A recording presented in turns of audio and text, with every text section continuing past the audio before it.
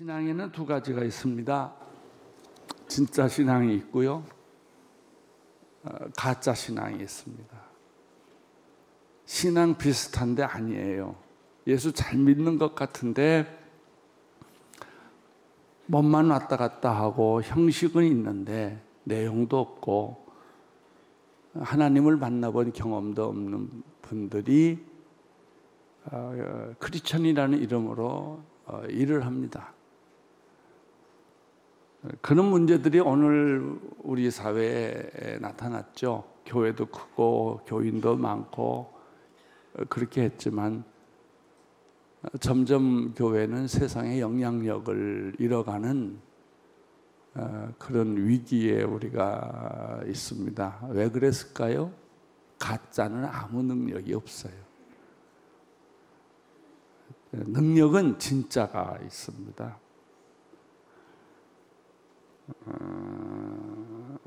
신약 시대에는 교회란 어떤 곳인가, 크리스천이라는 어떤 존재인가라는 표식이 있었어요. 예수님께서 말씀해 주셨고 신약 성서 전체에서 말씀해 주는 것이 서너 가지가 있어요. 건강한 신앙, 참된 그리스도인의 표지, 배지를 달듯이 눈에 보이지 않는 표지가 있습니다. 그 표지가 첫째는 사랑과 용서입니다. 내 이웃을 내 몸처럼 사랑하라. 첫 번째 계명은 하나님을 사랑하는 것이고 두 번째 계명은 사람을 사랑하는 것이다.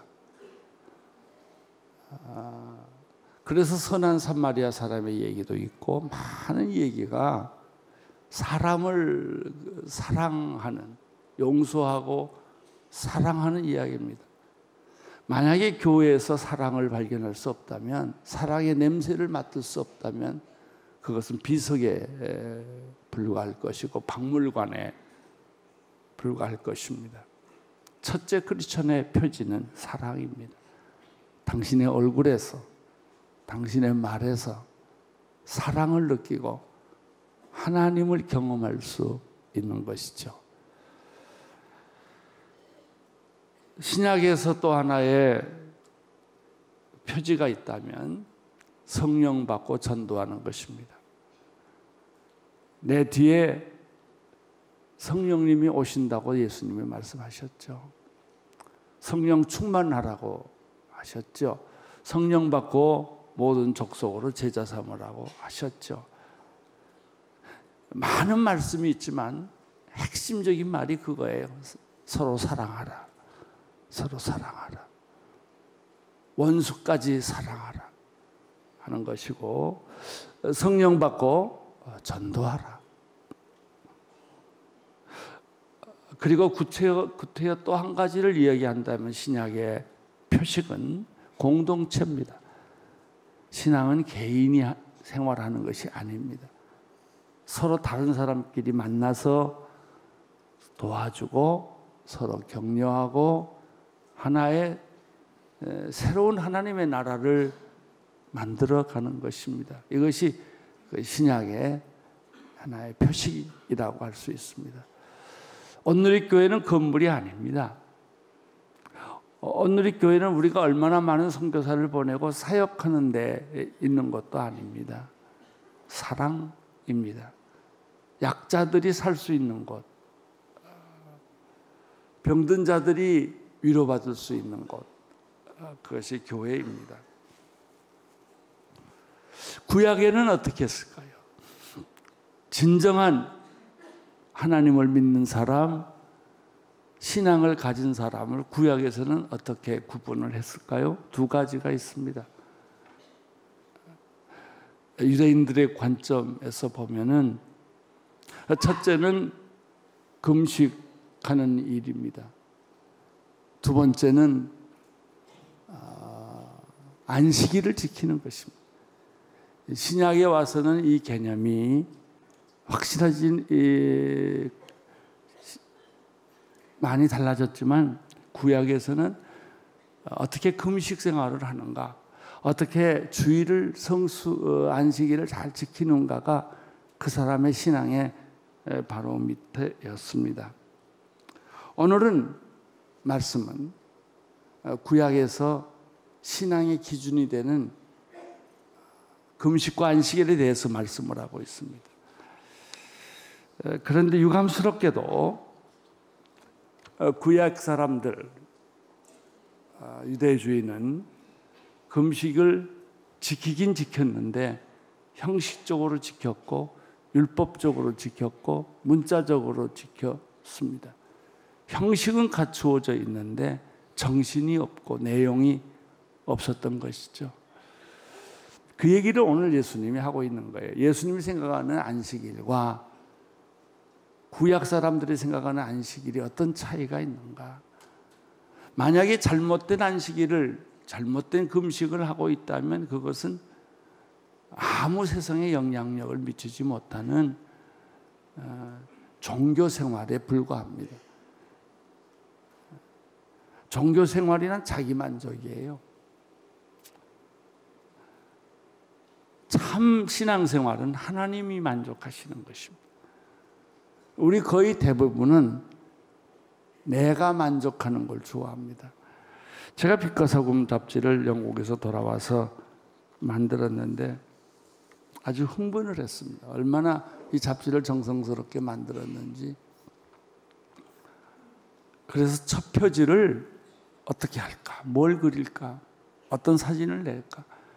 고민하다가 마지막 결론을 냈어요. 백지로 하자. 그래서 빛과 소금 첫 호의 표지는 백지예요. 그리고 그 밑에 주님은 부활하셨다. 이게 표지입니다. 그 당시 이 책을 보고 잡지를 만드는 사람들, 책을 좋아하는 사람들은 굉장히 신선한 충격을 받았었죠.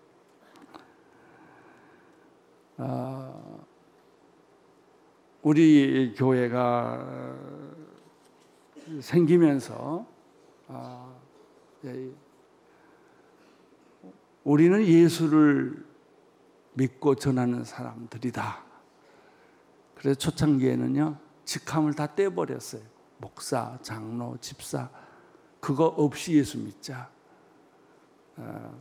왜냐하면 형식이 내용을 만들기 때문에 어떻게 하든지 본질에 또 내용에 충실한 크리스천이 되자. 그렇게 시작을 했는데 그 문제는 지금도 있어요. 예수님이 생각하는 금식과 바리새파들과 요한의 제자들이 생각하는 금식이 너무나 판이하게 달랐던 거예요. 똑같이 금식인데 정신이 다른 거예요. 내용이 다른 거예요. 오늘 말씀 18절부터 22절까지를 여러분의 입으로 한번 같이 읽어보겠습니다. 시작. 요한의 제자들과 바리새파 사람들의 금식하고 있었습니다. 몇몇 사람들이 와서 예수께 물었습니다. 요한의 제자들과 바리새파 제자들은 금식을 하는데 왜 당신의 제자들은 금식하지 않습니까? 예수께서 대답하셨습니다. 신랑이 함께 있는데 어떻게 결혼잔치에 초대받은 사람들이 금식할 수 있겠느냐? 신랑이 자기들과 함께 있는 한 금식할 수 없다. 그러나 신랑을 빼앗길 날이 올 텐데 그날에는 그들이 금식할 것이다. 낡은 옷에 새 천조각을 대고 깁는 사람은 없다. 그렇게 하면 새 천조각이 낡은 옷을 잡아당겨 다 찢어지게 된다. 또한 새 포도주를 낡은 가죽 부대에 담는 사람도 없다. 그렇게 하면 포도주가 부대를 터뜨려 포도주와 부대를 모두 버리게 되기 때문이다. 새 포도주는 새 부대에 담아야 하는 법이다. 그 당시 요한의 제자들과 바리새파 사람들은 금식하는 그 방법이나 원리를 동일하게 생각을 했습니다. 그런데 예수님의 제자들은 그렇게 하지 않았습니다. 일종의 종교적 혁명이에요. 그러니까 전통적으로 신앙을 지켜왔던 사람들은 당황한 거예요. 이것은 금식에 대한 율법적 해석이냐 은혜의 해석이냐의 문제입니다. 금식을 율법적으로 날짜를 지키고 때를 지키고 형식을 지켜서 하는 것이 금식이냐, 금식하는 목적이 뭐냐, 그 목적은 생각하지 않고 방법만 생각했던 것이죠. 우리들의 신앙의 위기가 여기에 있어요. 예수 믿고 찬송가도 부르고 교회도 나오고 설교도 듣고 다 하는데 변하지 않는 사람, 10년 가도 안 변하는 사람, 20년이 지났는데도 내가 변하나 봐라. 자기 고집대로, 자기 생각대로 남을 정죄하고 그 기준에서 믿는 사람이 있어요. 아니에요. 여러분, 예수를 믿는다는 것은 새로운 사람이 되는 거예요. 새로운 피조물이 되는 거예요. 성격도 변하고 생각도 변하고 인생도 변하는 것이죠. 왜 전통적인 교회가 되어갈까요? 안 변하니까. 교회도 안 변하고 예배 순서도 안 변하고 사람도 안 변하고 그냥 전통을 지켜가는 것이죠. 그런 의미에서 교회는 굉장히 보수적이에요.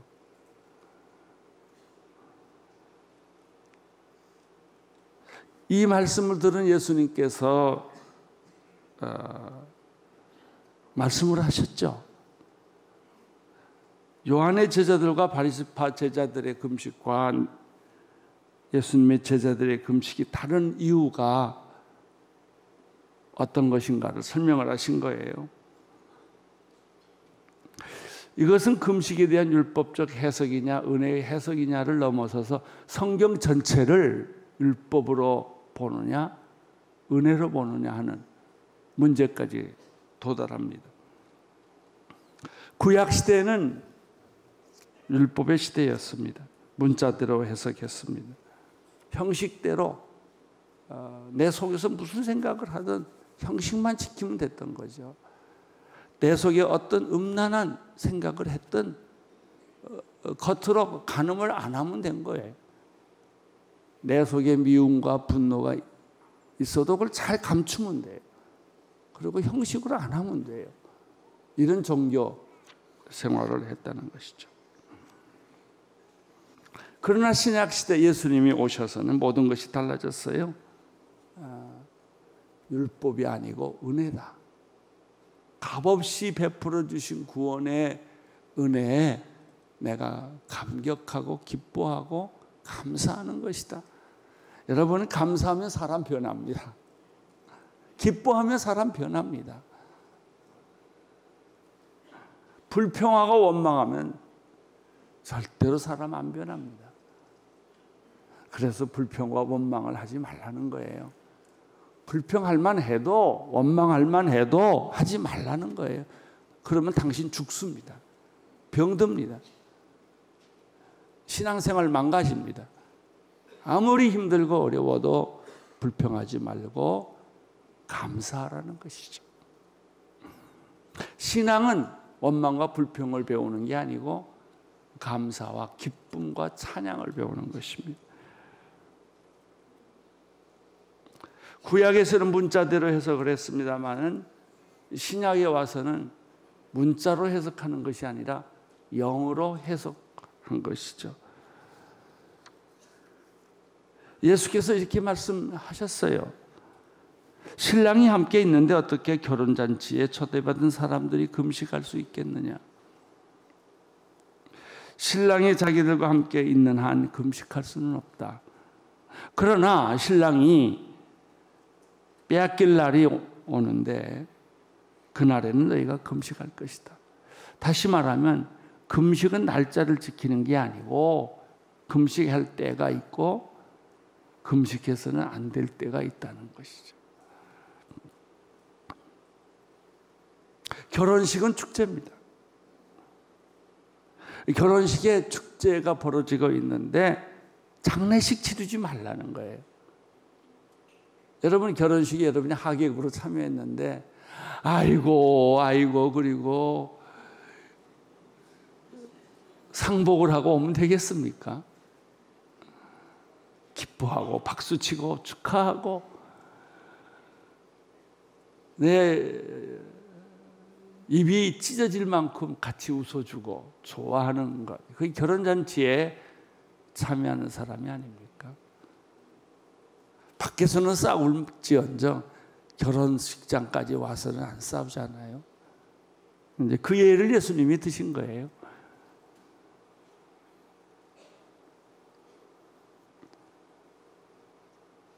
참 율법이 참 신앙이라고 생각했던 사람들은 이 말에 충격을 받았어요. 사람들이 금식의 본뜻을 알지 못하고 내 형식대로 내 방법대로 안 한다고 화를 낸 거예요. 요즘 어디를 가나 사람들이 화내는 이유는 내 방법대로 안 한다는 거예요. 나처럼 생각 안 한다는 거예요. 그러니까 죽일 놈이고 못된 놈이고 잘못된 사람이라고 자꾸 서로 비판하다 보니까 내가 어디까지 가는지 하나님 자리까지 가요. 비판한다는 말은 내가 하나님이라는 뜻이에요. 비판은 하나님만 할 수 있어요. 사람이 어떻게 사람을 그렇게 비판을 합니까? 내가 비판할 때는 내가 1.1획도 틀림이 없는 완전한 사람일 때 내가 남을 비판할 수 있는 거죠. 그래서 그 유명한 말이 생겼지 않아요? 당신이 잘하세요. 뭐 이런 말이죠. 당신이나 잘하세요.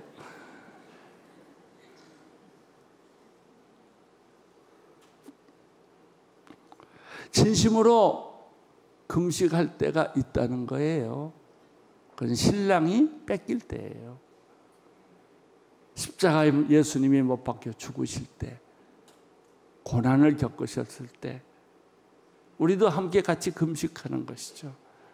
베드로는 유감스럽게 예수님이 십자가에 못 박힐 때 얼마나 단잠을 잔지 몰라요. 이게 순수함 맞게 사는 사람이 참 많아요.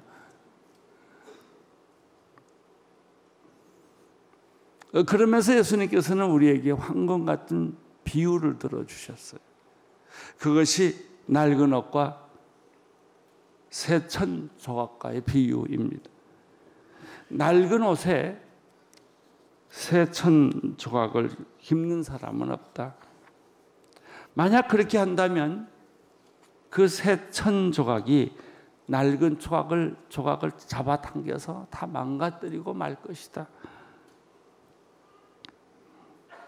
또 한 가지 비유를 더 들어주셨어요. 그것은 낡은 가죽 부대와 새 포도주의 이야기입니다.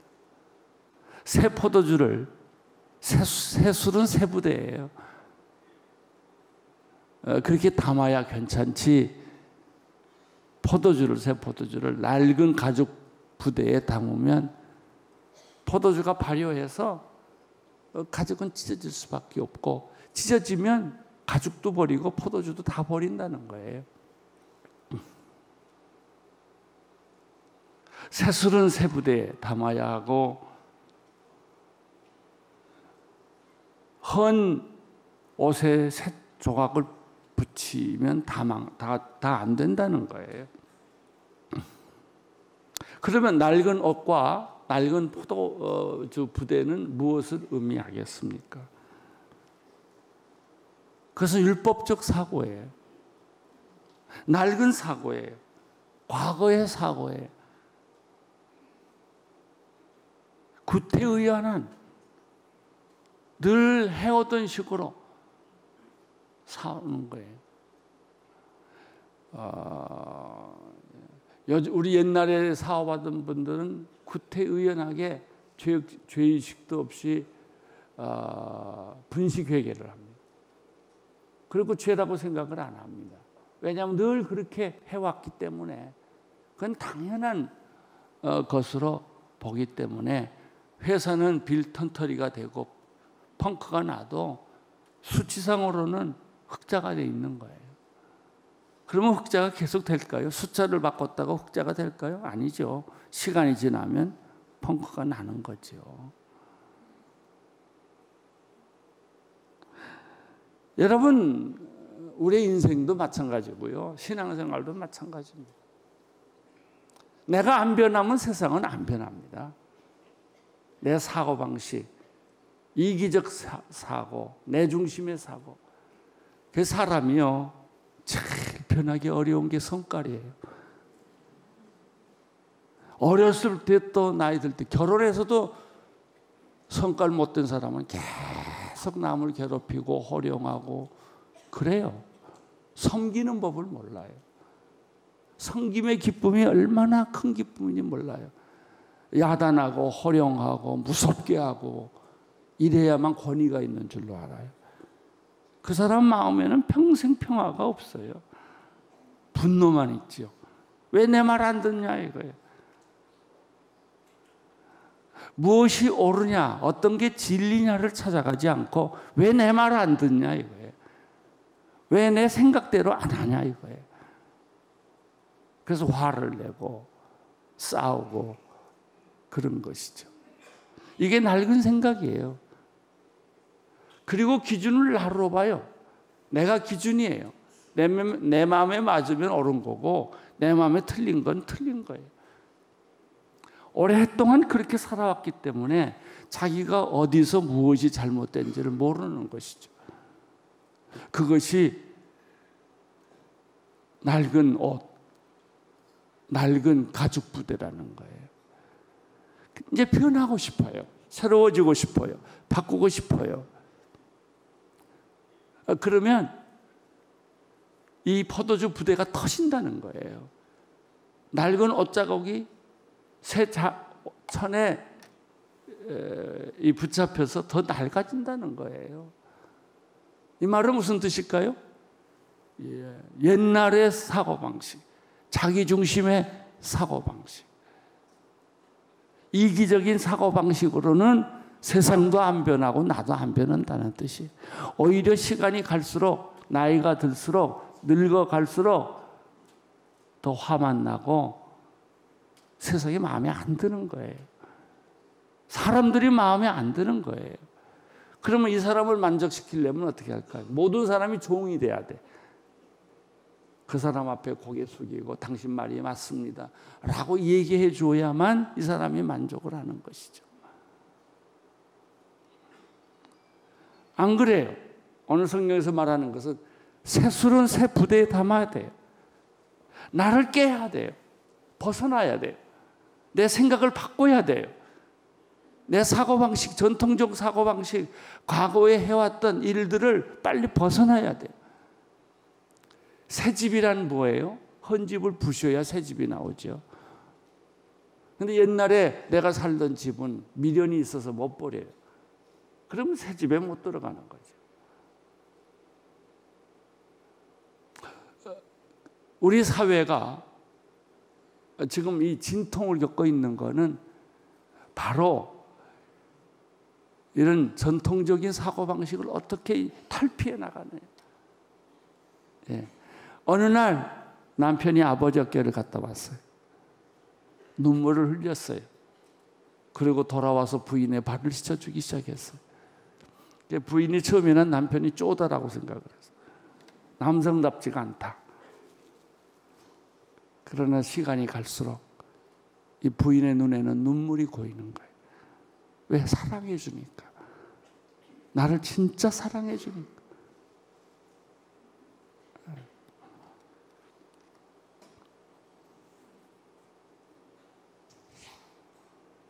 새 천조각, 새 포도주는 무슨 뜻일까요? 혁신적이고 창의적인 사고방식, 율법이 아니라 은혜의 신앙, 문자가 아니라 영의 신앙을 의미하는 것이죠.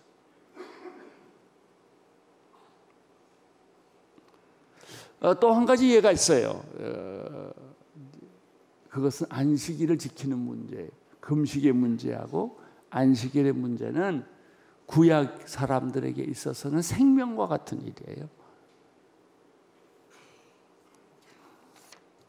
23절, 24절을 읽겠습니다.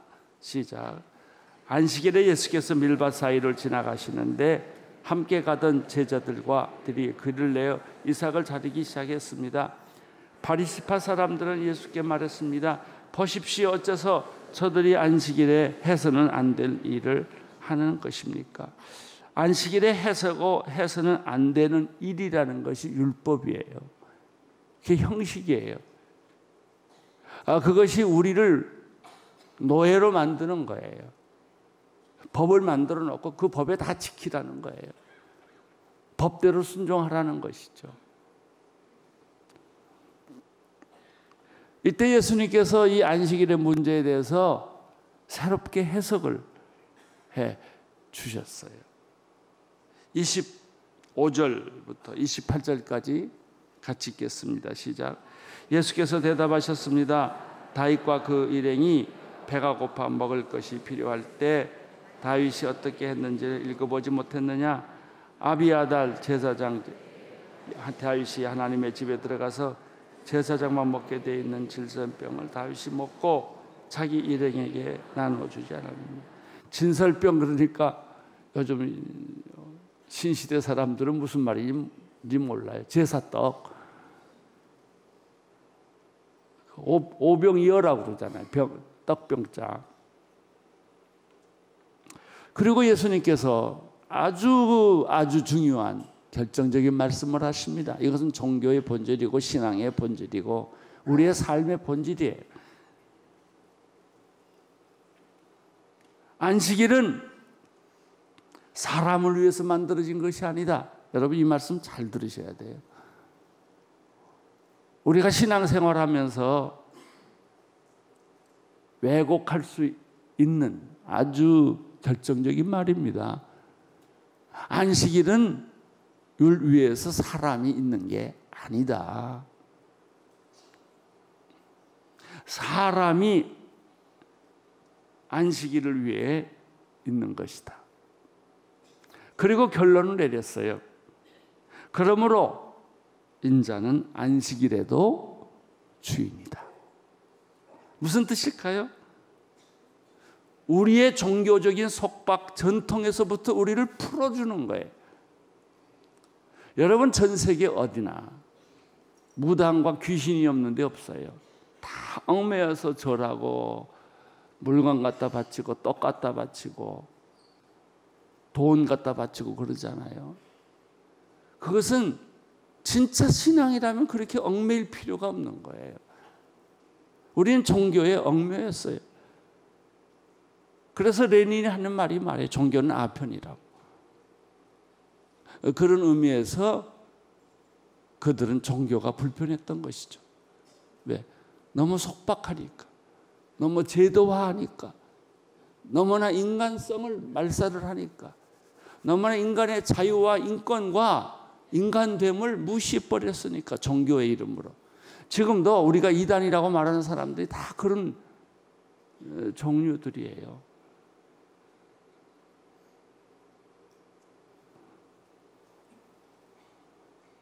어떻게 안식일이 사람을 위해 만들어진 것이지 사람이 안식일을 위해 있는 것이 아니지 않느냐.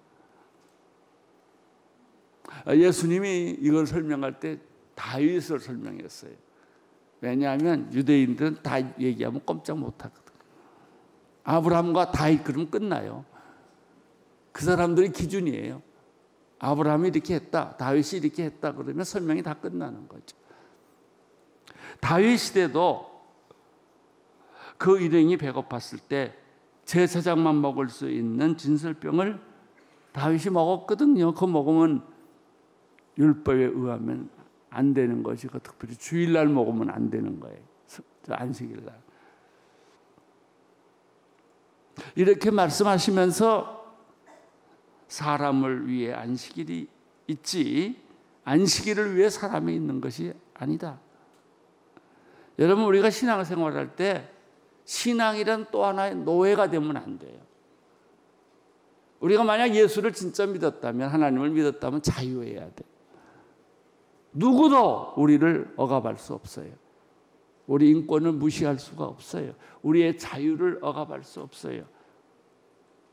하나님이 창조하신 그 본래의 사람으로 돌아가는 것이 금식이요 안식일이라는 거예요.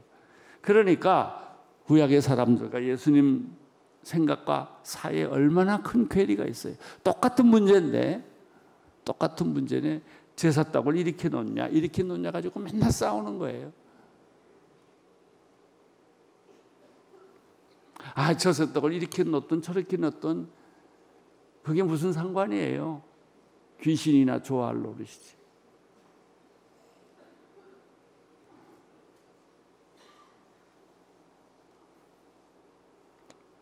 예수님의 결론은 다음과 같습니다. 안식일도 인자가 주인이다. 예수님이 안식일의 주인이세요. 따라서 예수님을 믿는 사람들은 신앙생활, 종교생활이 자유로워야 돼요. 기쁨이 충만해야 돼요. 누가 억압할 수 없어요.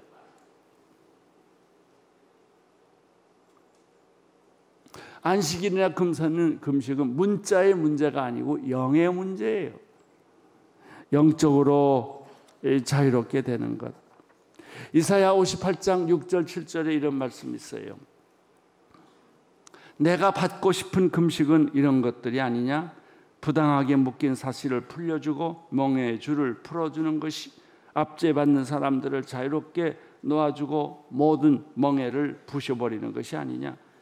너희가 굶주린 사람에게 먹을 것을 나눠주고 가난한 노숙자의 집에 맞아들이는 것이 아니냐? 이것이 바로 금식이에요. 금식의 본뜻. 헐벗은 사람들에게 옷을 입혀주고 내 혈육을 못 본 채 하지 않는 것이 진짜 금식 아니냐? 근데 이런 거는 하나도 하지 않고 굶기만 한다고 금식이냐? 굶으면 배만 고프지 뭐 있겠어요. 내가 변해야죠. 내 삶이 변해야죠. 여러분들의 가정을 전도하는 방법은 간단해요. 집안에서 당신이 변하면 돼요. 남편 놀래가지고 저 여자가 웬일이지? 근데 놀라는 척 절대 안 해요. 근데 속으로 놀래요. 속으로 놀래다가 나중에 교회까지 와요. 우리의 변화는 당신이 변할 때 변화가 오는 것입니다. 말로 한다고 되나요? 청산유수로 전도한다고 전도가 잘 되나요? 아니에요. 내 생각과 내 마음과 내 태도가 변하면 변하는 거예요. 누가복음 4장 18절 19절에 이런 말이 있습니다. 주의 영이 내게 내리셨다. 이는 하나님께서 내게 기름을 부으셔서 가난한 사람들에게 복음을 전파하도록 하기 위해서다. 하나님께서는 포로된 자에게 자유를, 못 보는 사람들에게 다시 볼 수 있음을, 억눌린 사람들에게 해방을 선포하기 위해 나를 보내셨다. 주의 은혜를 선포하기 위함이다. 예수님이 오신 이유 왜요? 예수님이 교주되기 위해서 오시지 않았어요. 예수님이 모든 사람들 보고 나를 섬기라고 하기 위해서 오시지 않았다고요. 약한 자, 병든 자, 가난한 자, 소외받은 자, 사람 취급 못 받고 사는 사람들을 예수님이 친구가 되어 주신 것입니다. 이것이 참 신앙이에요. 여러분, 장로교, 감리교, 순복음 따지지 마세요. 장로교가 여러분을 구원합니까? 감리교가 여러분을 구원합니까? 무슨 순복음 성결교가 여러분을 구원합니까? 아니에요. 구원은 예수님이 하세요. 예수님이 나를 변화시키는 거예요. 이것이 오늘 예수님이 하신 말씀이에요. 쇼하지 마라. 예수 잘 믿는 척하지 마라. 그렇다고 여러분이 예수를 잘 믿으면 좋겠는데 안 그렇다. 잘 믿는 척 할 때마다 더 못 믿고 쇼를 할 때마다 더 위선을 우리는 스스로 만드는 것입니다. 참된 신앙의 소유자가 되시기를 축원합니다.